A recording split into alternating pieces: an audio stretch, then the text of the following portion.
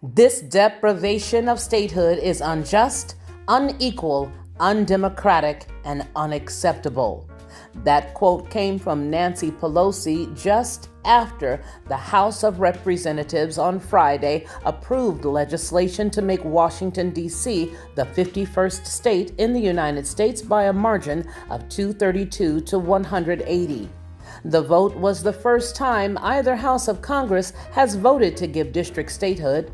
The Republican-controlled Senate has no plans to proceed with the proposal, but the Democrats are praising the historic vote as a way to give the people of the District of Columbia a voice in Congress. Now, at first glance, you would think that's an excellent idea. Why didn't anybody think of that before? But here is the truth.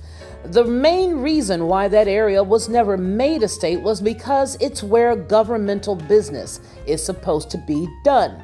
You don't necessarily have to have a state in that area. It should remain like the business office, as it were.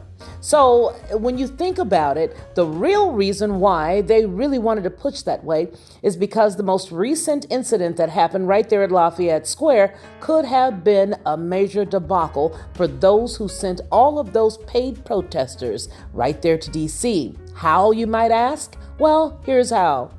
The president would have had full jurisdiction to send in the military in that area. Why? Because it was not a state. He would be the person who would be able to send help from the military to disband any group of protesters or quasi-protesters who were headed in to the White House to perhaps maybe cause a little bit of a ruckus there. Yeah. So if anything, what they thought about it was, hot darn, we zigged when we should have zagged. We should have thought about the fact that he could have sent whomever he chose in there. Could have been the Army, could have been the military, the Marines, could have been anybody. But he would have had the authority to do it. So this time, they're deciding to put it out there, cast their bread on the water, and let's turn this place into a couple of states for the people. Yeah, right.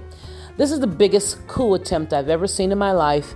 And I would not care what person was in office, whether it be a Democrat or a Republican. You got to call it what it is. And that's exactly what's going on. So now they're happy because they were able to go and vote it in. But that vote will possibly go nowhere. You know why? Because you got the Republicans that'll swag it down. And you've already heard the president say he would swag it down as well. So there you have it. Please like, share, and subscribe. This is Felicia Lockhart, and this has been the Lockhart Perspective.